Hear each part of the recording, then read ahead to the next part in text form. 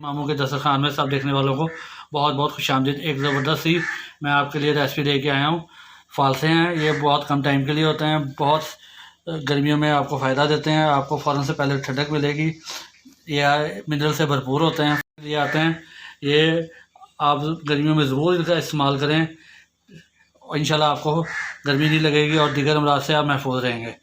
इसके अब ये क्योंकि थोड़े टाइम के लिए होता है, इसको आप स्टोर कैसे कर सकते हैं। ये मैंने फालसे ले लिए थे, कुछ का मैंने जूस बना लिया, बताया। ये अच्छी तरह धो लिए 3-4 दफ़ा।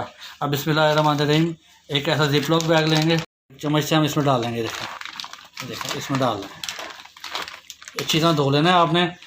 और जो इसमें हल्के हैं दाने हैं वो आपने निकाल देना है। ये देखें, ये मैं डाल लूँ। ये देखें इतना धो लिया, इसकी एयर निकाल दी है।